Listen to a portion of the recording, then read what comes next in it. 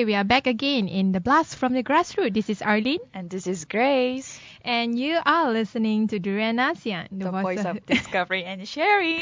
And someone is sharing something interesting in terms of the subculture in Japan, but now has been popular worldwide, including Malaysia. Mm-hmm. And that subculture is called cosplay. So what is cosplay? Robin Tan. Yes.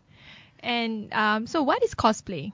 Cosplay derives from the word costume play. And on contrary to belief, I mean, a lot of people seem to think that cosplay started in Japan. But on contrary, cosplay actually started as early as the early 1900s in America. Okay, when people started dressing up as spacemen and all those science fiction characters. But it really became popular in the 1960s after the TV show Star Trek. Okay, debuted in American TV. People started having all these science fiction conventions, and people started dressing up, as their favorite characters.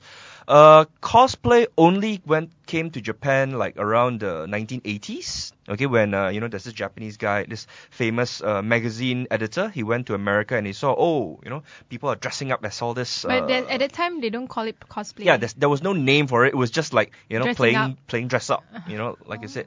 Okay, then this famous magazine editor from Japan, he went to America. He saw this culture. He's like, oh, this is cool. So he wrote about it in the magazine, and he called it for the first time, very very first time, cosplay.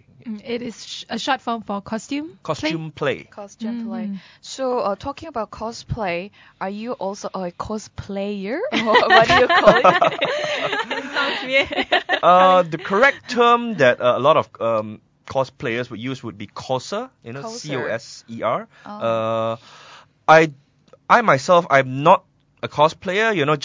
Just to experience what it is like. I've cosplayed myself about 2 or 3 times just to see what it's like.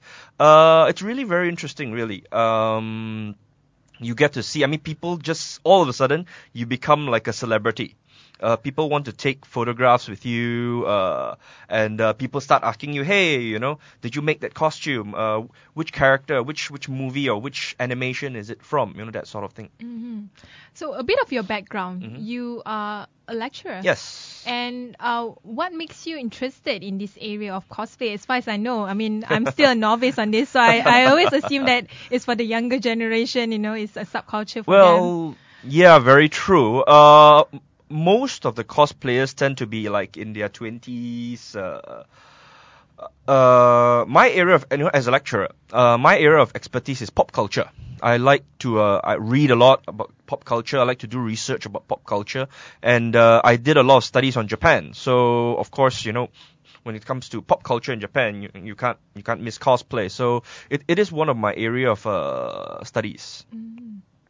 So talking about this culture in Malaysia, how famous is this subculture in Malaysia? How about overseas, if you were to compare? Mm-hmm. Even though it would be still very much considered a culture, like say, I don't know, skateboarding or how you say, gothic fashion, for example. It's still very much a subculture, but it is a very big subculture. They have conventions, like almost, I would say, once a month or twice a month, all over Malaysia, ranging from states, all the different states, from Sabah, Sarawak, Penang, Johor, Kuala Lumpur, of course. We have a lot of conventions here, and small scale conventions, you will see about 2,000, 3,000 people showing up. Whereas in the big conventions, the biggest one would be a comic fiesta, which is usually held at the end of the year at KLCC, KL Convention Center. You could see up to I think 50,000 showing up. So wow. It's become popular. Quite a big thing. Yes. Can you tell us more about the comic fiesta? Comic fiesta. It's basically this convention. It started off small, I guess, but it's now grown really, really big. I've been to it once last year, and being the naive boy that I am, I forgot. I didn't buy tickets. So what you had to do was you had to line up. Like a normal person. I went there like 8 in the morning. There was already a long queue, a super long queue. I ended up I went there with a couple of friends, so it was fine. We just hung out in the area, but we queued up for about hour and a half, 2 hours. So it was a pretty long queue. That means it's actually quite popular, and It's very famous. I actually missed out on this. Now I feel like the loser one. And then you see a lot of people do cosplay, and then they're actually put into that particular character, and they actually act them out, and it's amazing how they do it. Yeah, when it comes to costume, so you have to purchase or you have to make it on your own. Which are the famous or the most the most being used or being worn costume by all the cosplayers in Malaysia? Well, depends on the timing, I guess. A lot of people, I mean, we have a saying among Malaysian corsers, us corsers, we're cheapskates. Basically you will eat chicken rice or eat Maggi mee every day just to save up for the costumes. The costumes, I wouldn't say they're very expensive, but they still cost. A simple costume would cost 200 to 300 ringgit, whereas some of the more expensive one could cost up to thousands. I've seen some of the, like, for example, Star Wars. Those who dress up like Darth Vader or the Stormtroopers, their costume could cost up to 8,000 or 9,000 ringgit. So. Yeah, it's quite interesting. But it's not a cheap hobby. It's not a cheap hobby. It's not a cheap hobby. What about costumes from animes or video games? Like Street Fighters. We see this. There's this anime which is there are several popular animes nowadays. One of the popular ones is Attack on Titans, which is about this group of people who is trying to defend their city against this group of giants, titans who are attacking their city. And then there's this other one, from what I observe, Love Life, is basically about this pop idol group. So they're all very, very pretty. So a lot of people, they like to cosplay as their favorite pop idol. So it's kind of like very interesting. But not only that, people actually follow the trend in terms of publicity. So when it comes to let's say for example Frozen, a lot of people actually did the cosplay from the Frozen, the princess, and then even the prince. So they actually sing it out or they act as their prince, and it becomes so personal to them. So they actually act it out. The character. They embody the character itself. Yes. So have you ever joined the cosplay yourself? I have not. But I have seen. I actually want to ask Robin, what's your experience, and then how long did it take to make your own costume, if you did? You ask your mom too. No, just kidding. I do. I mean, I guess all those years back in secondary school when you took Kamahiran and Hidop, all those sewing lessons did paid off finally. Yeah.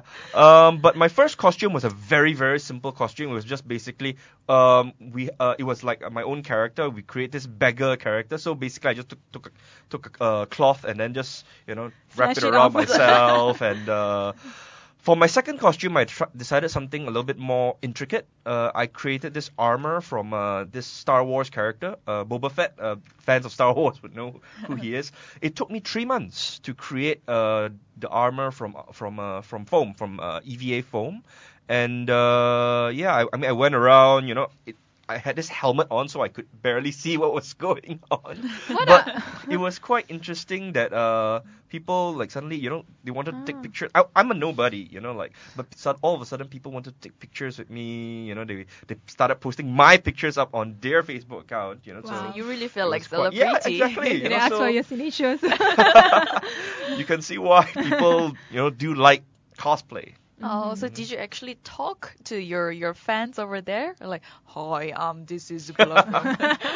Well, sometimes, it depends. Sometimes we do try to stay in character, but sometimes what happens is we would break the fourth wall. We would be like, oh, okay, I made this costume. You know, like it took me 3 months to make this costume. Then suddenly I would go back to my character. Hey, you know, you're under arrest or whatever it is. You know, so it's quite a lot of fun to be had there. Mm-hmm. Interesting. If you were to dress again for perhaps end of this year, Comic Fiesta, what can we expect from you? That's an interesting question. I think when it comes to cosplay, sometimes body size is quite a factor. I'm a big guy, you know, so I tend to do characters in like large armor, you know, like perhaps I don't know, perhaps Star-Lord from Guardians of the Galaxy. You know? What about you, Grace? I always loved Ariel from the movie called Little Mermaid. But I don't know, I can be half naked for Yeah, I'm sure you can.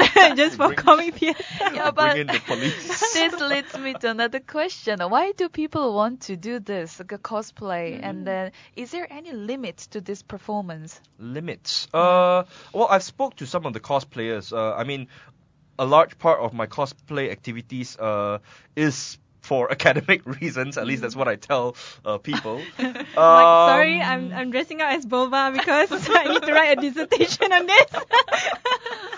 Yeah, a lot of people, you know, how they start off is they see other people cosplaying and then like, wow, that's cool, you know, I guess, you know, that's something that I would like to try. And I'm really, really glad nowadays because last time, you know, when I was a kid, when I was in my college days, like, you know, 10, 15 years ago, I've wanted to cosplay, but back then resources just weren't available to us. You know, there wasn't any YouTube, there wasn't any Facebook, there wasn't any online, you know, all these online stores. Also not many references. Okay, now, you know, anything you want, you know, you can Google it, you can go online, you know, you can search for reference pictures. So it's gone a lot easier. So just have to take the effort to make your own costume and. That sounds very interesting. How about Arlene? Oh, yeah, I haven't give you an answer yet. Yes, of course. So I'm giving back to the question back to you. Actually, I always love Chun-Li from the Street Fighter. Chun-Li. I think that can suit you very well. Yeah, but if you're talking about going to the extreme, I want to dress up like a guy. A guy? Yeah. Okay. That's another interesting perspective. Yes. Yeah. It's interesting that you mentioned that because we do have this different genre of cosplay, which I believe the term is called bichie, which literally mean pretty boy. So what they have, because you know nowadays, you know, guys, they aren't pretty, they aren't handsome, or they aren't pretty enough. So they'll have this really pretty girl who dresses up as this really so-called, you know, pretty boy, and all the girls would fawn over her. Oh, you know, so handsome, so pretty, you know, whatever it is. So it's a very, very big trend, you know, nowadays. You know, this pretty girl dressing up as a pretty guy kind of. And also there are a lot of guys dressing as girls also. Yeah. It's called crossplay or something. Crossplay. You know, crossplay. Cross-dressing, you know, and cosplay. So crossplay, you know, it's an interesting term. So this is a bit different than drag queens or. Yeah. Well, it really depends. I mean, there are those who would do it just for the sake of parody, you know, like just to make fun. Like I've seen this really big guy, you know, with a beard, and he would cosplay as Sailor Moon, but he's a really, really big guy with beard and everything, so he just looks really, really funny. But then there are those who would, like, you know, do the whole thing, you know, makeup, and they would do the whole thing, you know, almost like a Korean, you know, model or something. So they would look really, really pretty or really, really handsome. So Grace, there's a competition for you. I guess so. I gotta be prepared for that. So next one is my question is, with all the cosplaying doing, could you share one of the famous cosplay competition worldwide? Worldwide. Yes. Worldwide. Or in Malaysia, particular. Well, there is a competition. There By the way, is a I missed out on cosplay that. competition. Yes. It's hard to pinpoint. Of course, there's a lot of competition worldwide in the US, of course. it's interesting because in the US they have different conventions in different states, like Comic Con. They have like in San Francisco, and then they have like in Louisiana, all the different states. So I guess in Malaysia we're getting there. But back to your question. Competitions. Competitions Okay? or slash celebrity, famous cosplay celebrities. One of the most famous ones, I would say, among the Asian cosplayers would be there's this Filipino cosplayer slash model. Her name's Alodia. She has been cosplaying for a long time, and she's really popular. That she's more how you say. She's very much a model nowadays. She would dress up in cosplay and she would model. And that's actually her career, isn't yes, it? exactly. Yeah. Okay. She earns money from it, and okay. We do have a few Malaysians who are doing it. Nowadays with all the wonderful technology, we have people with DSLRs. They're setting up their own photography studio. So they would often partner with some of these cosplayers. They would like go online. Like they take these wonderful photographs, and then the magic of Photoshop. And then they would post all these photos, and it looks exactly like the anime character, whatever character that they are portraying. But more importantly, I think it's more important that the person looks really, really pretty. I mean, anime characters aside, of course that's important, but I think if you're pretty, you tend to attract more attention. Yeah, and the people actually do wait for the particular figure just to appear on the particular day, and people you can see the long queue waiting for the celebrity to shine, and people are ready with their cameras and videos. Yeah. Yes. That's interesting. Is there any difference between the Asian cosplayers and also the Western ones when it comes to character? Because when I Googled the name Alodia cosplay, it seems I'm looking at the Google image. It seems like anime character, especially those kind of like Japanese schoolgirl look, or the very feminine looking Korean or Japanese anime look, is the popular choice among Asians. But would that be the same among Westerners? I think there's a better. Whereas in Asia, in Malaysia, I think most of us would prefer to cosplay as Japanese characters. Whereas you have a better mix in America. You would see like Marvel characters, DC. You would see Batman. You would see Superman. More of that in the West. You would see Wonder Woman. So you will see Street Fighter. A better combination. One of the biggest difference I would say, and I don't mean this in any offensive way, vocally. Whereas if you've seen like interviews and videos, the Western cosplayers, they would tend to be a little bit more vocal. When you go up to them, they would say hi. Like they would talk to you. Whereas Malaysia included, Asians, I guess we are not so confident with our English. So sometimes you would not see them speak. So they might appear a little bit shy, or that sort of thing. So that's one of the biggest difference I've observed. Vocally, whereas the West would be a little bit more talkative.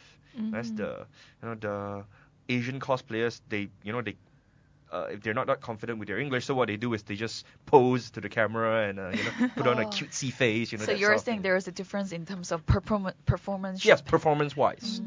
Okay. So I guess they need to go to your class. You can teach them communication. So what are you currently working on? I think I've seen some of your pictures from your Facebook. Like you're holding the big shiny stick. Shiny stick. Okay. So could you explain a little bit more on that? I have a few projects in the pipeline. I'm part of this lightsaber group. Basically, we call ourselves FAST, Force Art Stunt Team. We would dress up as Star Wars characters and we would perform. We actually have a performance in Legoland. In Johor? In Johor Bahru, yes. Okay, we get invited there once or twice a year. to perform, okay, and we would have this like a lightsaber classes for kids. Kids love this kind of things. We would bring like toy lightsabers and bring them up, like and we would have a Darth Vader up, like hey, there's the bad guy, you need to like kill him, that sort of thing. But we do like stunts, and we're still trying to make it big, we're still like a very small scale, but we do all this performance. Okay, another project which I'm doing, not really related to cosplay, but I am doing a brick film. What's a brick film, you ask? It's basically a Lego film. Okay, just to make it clear, you've seen the Lego movie. movie. Everything. Yeah. So I saw the Lego movie earlier this year, and I really liked it. So, I like it as well. And the song, everything is awesome. It's awesome. It's Yeah. so infectious. That just Yes. catches into your head. So I'm making my own. I'm in the process because next week, Help University, we have a film festival.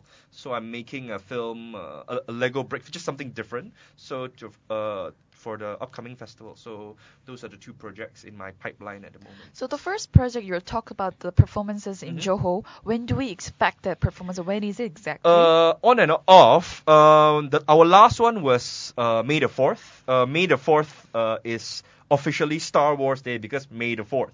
May the 4th be with you. Get it? So it's a very, very lame pun. But like, May the 4th. May the force be with you. Okay. Yes. So that was our last performance. We actually have a performance coming up this week.